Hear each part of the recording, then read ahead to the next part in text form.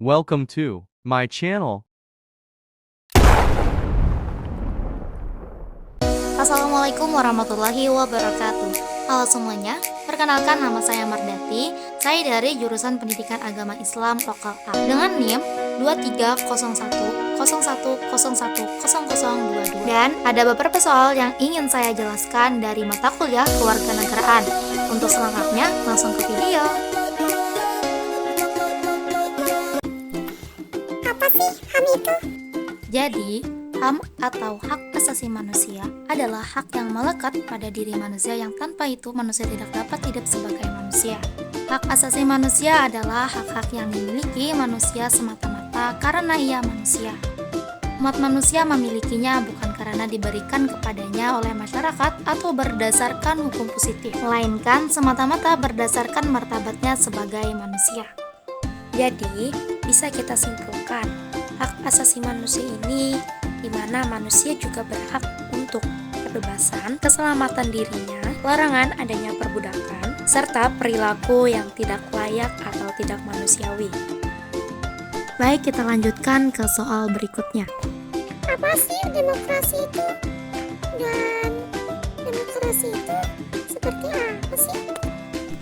Jadi, demokrasi ialah bentuk pemerintahan yang dilaksanakan oleh rakyat, baik secara langsung atau juga tidak secara langsung, atau bisa juga melalui perwakilan. Nah, setelah melalui proses pemilihan umum yang langsung, umum, bebas rahasia, jujur, dan adil, itu yang namanya demokrasi. Di sini saya juga ingin memberikan contoh tentang demokrasi yang ada di Indonesia. Salah satunya ialah contoh yang paling sederhana yaitu musyawarah dalam pemilihan ketua kelas. Sikap demokrasi ini bisa diartikan sebagai tindakan yang didasari pada nilai demokrasi. Sikap ini akan mendukung pelaksanaan dari prinsip demokrasi tersebut. Bagaimana pendapat Anda mengenai otonomi daerah? Otonomi daerah adalah kewenangan kepada pemerintah daerah untuk secara mandiri mengatur dan mengelola urusan nasional. Maksudnya, pemerintah daerah itu memiliki hak dan kewajiban untuk membuat keputusan yang berkaitan dengan kepentingan lokal. Selanjutnya adalah sistem sosial yang subur dan diasaskan pada prinsip moral yang menjamin keseimbangan antara kebebasan individu dan kestabilan masyarakat. Maksudnya, masyarakat madani merujuk pada konsep masyarakat, tapi didasarkan pada nilai-nilai keadilan, partisipasi aktif warganya, serta kebebasan sipil dan politik.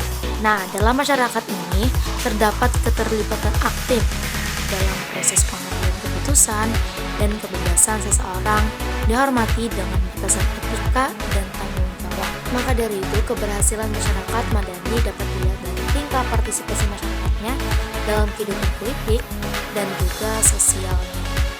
Selanjutnya yaitu nama-nama tokoh good governance and clean government, atau nama-nama tokoh tata kelola pemerintahan yang baik dan bersih. Nama-nama tersebut ada dua, yang pertama yaitu Bung Hatta atau Muhammad Hatta, dan yang kedua yaitu Sri Mulyani Indrawati. Bung Hatta atau Muhammad Hatta salah satu tokoh pendiri Indonesia yang aktif dalam menyuarakan konsep tata kelola pemerintahan yang baik, dan Sri Mulyani Indrawati adalah seorang ekonomi dan politisi Indonesia yang menekankan reformasi, tata kelola keuangan, dan pemerintahan. Jadi, tata kelola pemerintahan yang baik dan bersih itu diutamakan ada 4. Yang pertama yaitu transparansi, yaitu menyediakan informasi yang jelas dan mudah diakses untuk publik.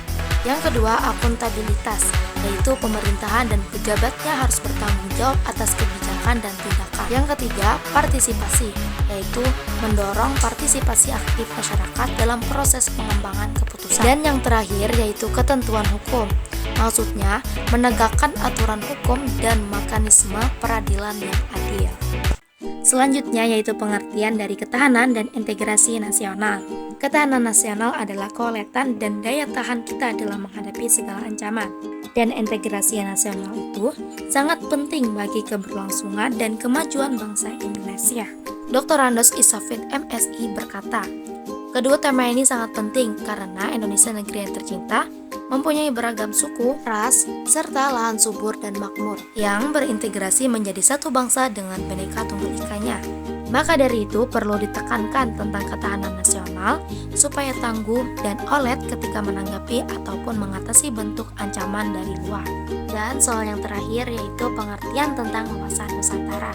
Wawasan Nusantara adalah di mana kita memiliki kesadaran tentang keberagaman dan potensi Indonesia sebagai negara kepulauan yang bertujuan untuk membangun kesadaran nasional yang kuat dan rasa persatuan yang tinggi. Maksud dari kata nasional atau dengan nasionalisme yaitu lebih mengutamakan kepentingan nasional daripada kepentingan individu atau seseorang, kelompok, golongan, suku bangsa, ataupun daerah. Mungkin itu saja yang dapat saya jelaskan. Thank you for watching. Dadah, Assalamualaikum warahmatullahi wabarakatuh.